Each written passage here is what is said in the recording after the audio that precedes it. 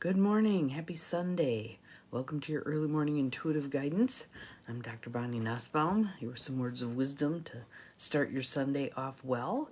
And running a few minutes late today. I smashed the snooze one extra time.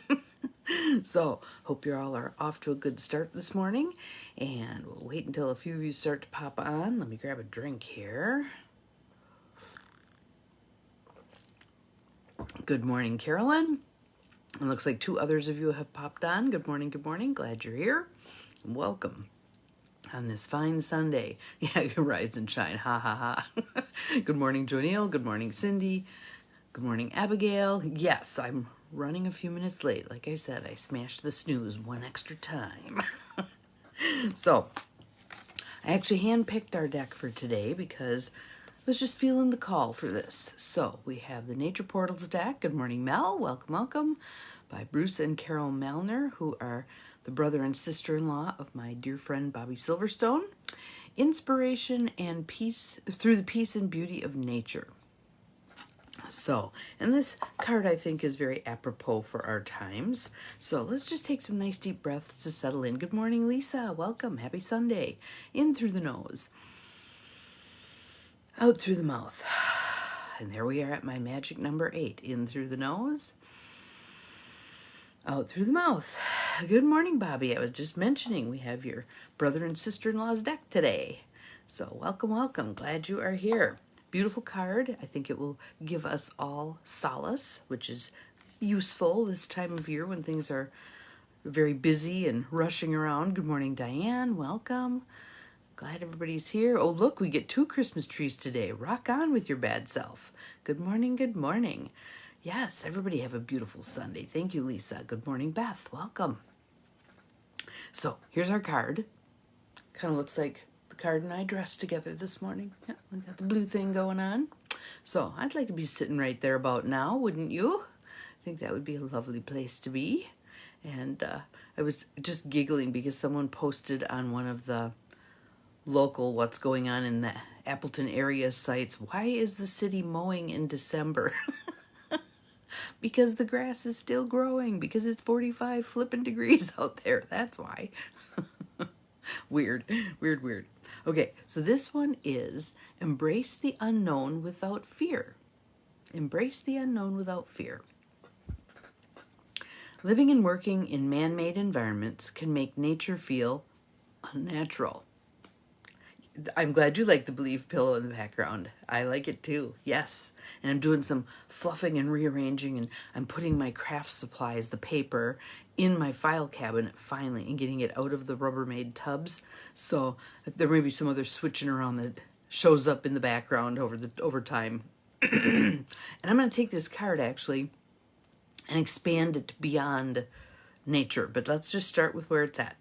Living and working in man-made environments can make nature feel unnatural, maybe even a little bit scary. But don't let your fear hold you back from exploring the wonders of the natural world. Stretch out of your comfort zone to do something new. Be as bold and daring as you can without becoming overly anxious. But even if you became overly anxious, do we not have tools to address that? You could breathe deeply. You could tap. You could do all kinds of things. You could do whole brain posture. You could do all kinds of stuff to address the anxiety if indeed it did come up. Trust yourself. Trust nature. Trust yourself. Trust nature. Yes, embrace the unknown without fear. Make that a mantra. Absolutely. So as you go into something, I embrace the unknown without fear. I embrace the unknown without fear. So tomorrow I'm doing an unknown thing. I'm going to a restaurant that I haven't been to since probably I was in my 20s. There's a fun, feisty, and over 50 gathering there, and I know no one who's going to be there, but I'm gonna go. What the heck? Let's see how this thing goes. But I will be doing on the way there what I always do when I'm going into a circumstance like that and my fearful part gets stirred up a bit. Don't think, just do it. Don't think, just do it. Don't think, just do it. And then I'll walk in there, and who knows, maybe I'll see somebody I know. I embrace the unknown with love. Fabulous. Yes, because the counter to fear is love. You can't be, and the same thing with the breathing. One of the reasons we do the breathing is because you can't be tense and relaxed at the same time. So if you create a relaxation response, it runs counter to the tension and it drops away. Well, thank you. I appreciate that. Fun and feisty. That'd make a great t-shirt, wouldn't it? Fun and feisty. So there is a quote on this card by Martha Mangelsdorf. So here is one of those questions that I want you to ponder. This is a classic question, but how many of us have, will hear it and we'll go, yeah, that'd be cool to think about, but we don't think about it. So let's think about this. What would you do if you were not afraid? What would you do if you were not afraid? Just ponder that for a minute. What would you do if you were not afraid? So let's say someone says, I'm just going to pick one. I'd call up so-and-so and ask them out to lunch. So then we start taking some baby steps in that direction. Because remember, from yesterday's card of Ash and Ember, thank you, Cindy, we don't arrive because we took a leap or a bound. We arrive because we took a series of baby steps.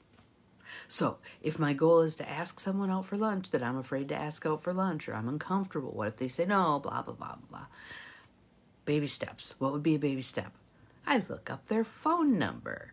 What would be another baby step? I look up the restaurant I'd like to invite them to and see which days they're open. What else would be a baby step? I look at my calendar and I decide I could do this Tuesday, this Thursday, or this Saturday. Then I pick up the phone. So I've already laid all this groundwork for the event happening, and I don't allow myself to think too much. Well, maybe she'll be busy and she won't be able to go. Or what if he doesn't want to, or he hates that restaurant, or this or that. And then you talk yourself out of it. That's why I do the don't think, just do it. Don't think, just do it. We rarely talk ourselves into something. We oftentimes talk ourselves out. So don't think, just do it. Don't think, just do it. Don't think, just do it. Okay? Let's go back to the beginning of the card here, because I want to apply this more broadly. Obviously, I have been as I'm talking, but apply this more broadly beyond just moving into nature, because I think we have so many circumstances where we stick with what's comfortable and familiar, even though it ain't all that great. We stick with what's been instead of looking at what could be. So again, I'd advocate heavily those little baby steps. Do a little bit of research. Learn something that was helpful in terms of getting you to move forward. So let me pick another one. My sister is applying for a different job, and she's on to the 5th interview. Really? It takes 5 interviews for a particular job? Whatever. And so she was explaining to me that she's going to be interviewing with the marketing director. And she said, what do I even ask a marketing director? And so I popped off like 3 or 4 questions. And she goes, wait, I got to get paper. She wrote them all down. So that was part of her step. She called me to ask, what would you say to a marketing director? What questions would you ask? So that was one of her baby steps toward having this interview with the marketing director. And there's that thing, better the devil you know. Really? Really? Take a good look at that. Is it really better the devil you know? Especially if you allow yourself to think down the road. So one of my questions that I love to pose, hang on, I'm going to write something down here. Let me grab some paper. And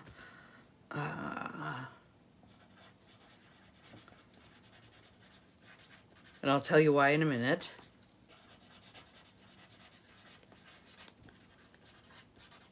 Because my virtual assistant, the amazing Morgan, came up with another brilliant idea, and I want to follow through. Her brilliant idea was, Bonnie, what if you posted some journaling prompts for people? And I'm like, oh, I love that idea because I love to journal. And sometimes I sit there pen in hand and I wait until something drops in. But it might be easier if I had a prompt. And I've done prompts, the Hay House Writers Workshop stuff. They oftentimes give you a prompt to get you rolling. So, just wrote down another prompt. Yay! So, yes, that thinking is something we hear all the time. And what happens when we hear stuff over and over and over? It begins to absorb into our sensorium without us challenging the validity of it. Hear that again. We begin to absorb it into our being without challenging. Do I really believe this? Is this really accurate? Is this really true for me? So, what about if we challenge it? How many limiting beliefs are floating around out there in the cosmos that we buy into passively because we never challenge them? We never challenge them. I challenge you to challenge them. All right? Let's challenge those thoughts. Is it really easier, the devil you know? If you allow yourself to think down the road, okay, so if I continue to entertain this thought for the next 10 years, what kind of impact is it going to have on my life? There's another one I love.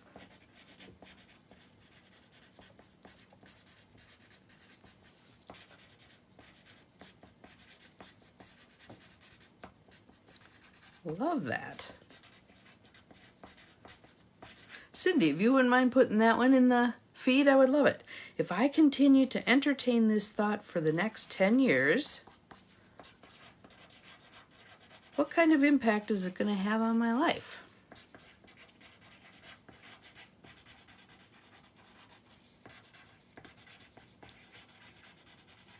Because what happens then is the scales begin to tip.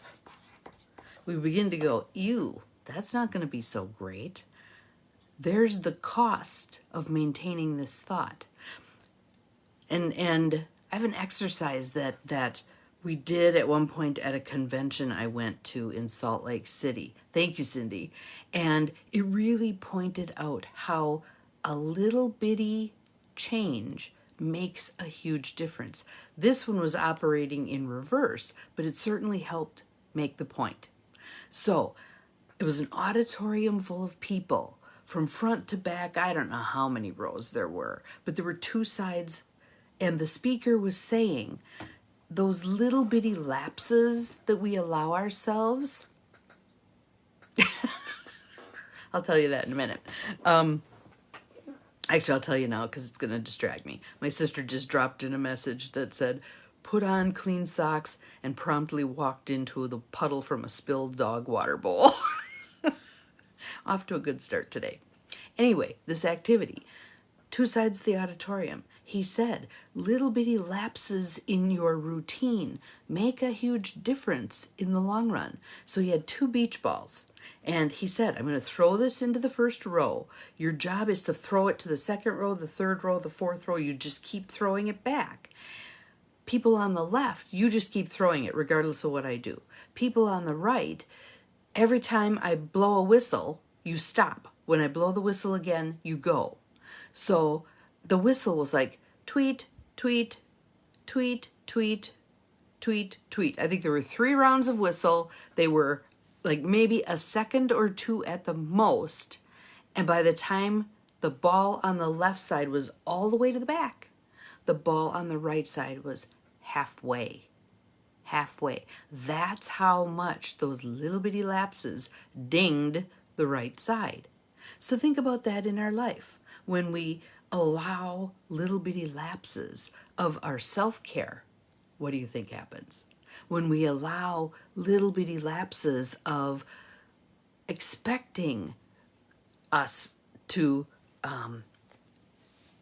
make changes, to accept changes, to move forward with changes, to try the card for today, to embrace the unknown without fear, to try the things that are scary. Little bitty lapses in our willingness to hold ourselves accountable for this means we end up in a very different place than we would had we taken those little baby steps forward. Again, it can be baby steps, just little bitty steps, and the outcome is amazing. So for today, I challenge you to embrace the unknown. And even if you have the fear, do it anyway. Do it anyway. Use your tools. I was marveling this morning as I was getting out of bed that yesterday there was a circumstance that unfolded and I used none of my tools. None of them. And this morning, and it took till this morning till it dawned on me, geez, Bon, you didn't use any of your tools. What the heck? So, being kind and loving to ourselves, but also kind of maybe having that a little bit of humor about this stuff. Well, there I went again. Isn't that interesting? Chose not to use my tools. Chose not to even think about them. Wonder what the heck that was about. Move forward. Move forward. But embracing the unknown. Embracing the unknown. Trying some things. Being willing to screw up. I watched this video last night that was really awesome. It was guys teaching little bitty kids how to do a bowl on a skateboard. And so they're standing, you know, one little girl had her little floofy slip on and her little tights and her helmet and her wrist guards and her knee pads. And so the guy runs up the side, hangs onto the edge, holds her hand, gets her going, and off they go. I can't imagine what that feels like when you're hanging on the edge. You got your back foot on the skateboard to hold yourself on the edge. Right end is hanging over. And when you shift your weight, you're going. You're going. And watching all these little kids do this because they had faith and trust in themselves and they had faith and trust in the men who were assisting them. It was just amazing. Embracing the unknown without fear. So that is my wish for all of us today. Let's give it a whirl, see what happens. Remember, you're capable of far more than you think you are. We'll see you tomorrow. Have a good Sunday. Bye-bye.